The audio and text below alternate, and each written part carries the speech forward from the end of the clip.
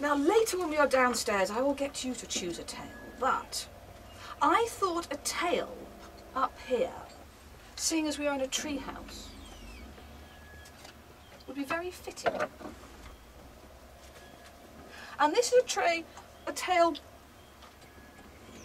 not far from here.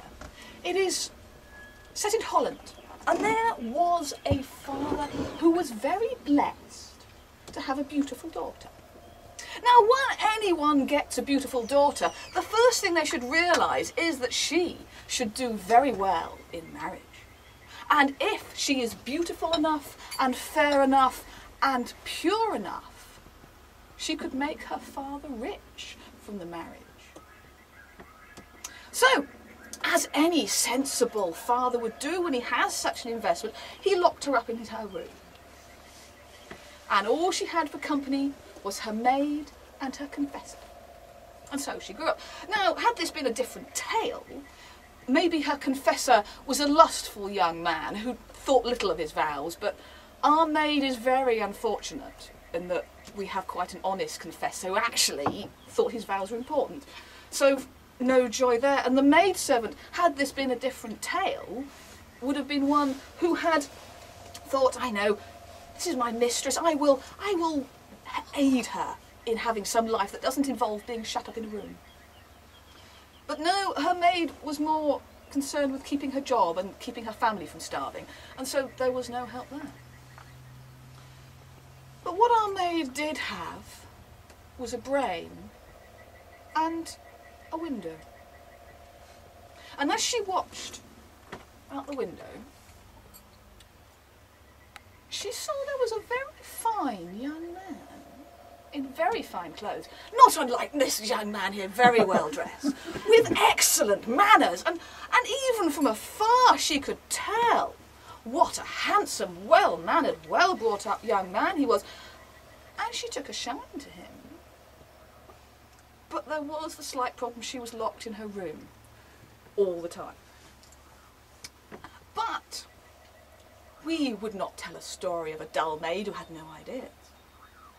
For I'm sure there were many who just then pined for some young lad, but our young maid called her confessor. Father, you're very young and beautiful. Father, there's a young man who stands at the bottom of my window. He keeps looking up and he won't go away. I fear the neighbours will think I have encouraged him. My honour will be destroyed. I've been locked up in this room for nothing. Now the confessor was obviously very shocked. He looked shocked. And went to the young man, because he recognised who she was. Obviously he didn't know her name, but who else had such fine manners, such well dressed? Who else could it be? And went, young man, such behaviour! This woman, how dare you, without permission from her father, sit down at her window looking up? You will ruin her reputation. Have you no shame? No. Now the young man professed his innocence. Oh, you're innocent, aren't you? Yeah, absolutely. Yes, he professed his innocence. And he said he would never would he do such a thing, and never would he do this. And the priest was, trust him once. You'd trust him once, wouldn't you? Once. And so, he went back. But the young man was curious. And so, went to the window and did look up at the young maid, and the young maid looked down at the young man, and then the young man looked up at the young maid, and they both kind of liked what they saw. Because our maid is very beautiful.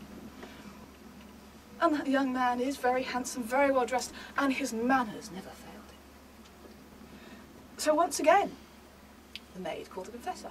Father, you said you would talk to him. He has grown bolder. See this purse? It is full of gold. He threw it up at my window, as if I would be, take it back to him.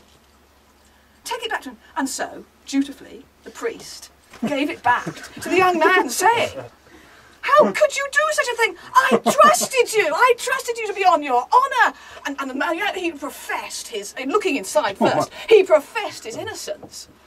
It's not He professed his innocence and said, I have not done such a thing. But again, he felt quite taken with our young But our young maid was not finished yet. And once again she called the confessor to him. Father, you promised me you would talk to him. He has grown more bold than I can say. He got the ladder. Now, if you go to the right of my balcony, there's a door, it's never locked. Go in, on the right, there's a ladder against the wall. No one will notice he's taken it. And he took that, put it against my window. He went up to the balcony, and had I not locked the doors and hidden away, he'd have got in, and I don't know what could have happened. He's shocked. So he went, how dare you do such a thing? Your name will be on. If I hear about this again, if I hear that you have gone to that young maid's house, found the door that's right by the balcony, gone in, there's never locked, there's a ladder by the thing, taken it off, if you ever take that off the wall again, and put it up to, and climb up, and if she hadn't, if she hadn't hidden away, I hesitate to think what might have happened. And if I hear any more of you from that maiden again, I will tell her father you will be run out of the town on a rail, and they will all bless what happened to that young man who seemed so nice. And the young man seemed quite shocked. He said, I wouldn't, oh, father, never. You'll never, I promise faithfully on our dear Lord, upon the Virgin Mary, upon the saints' relics, I promise that maid will never again have a complaint of me. And indeed, true to his word, the maid never did have a complaint of that young man.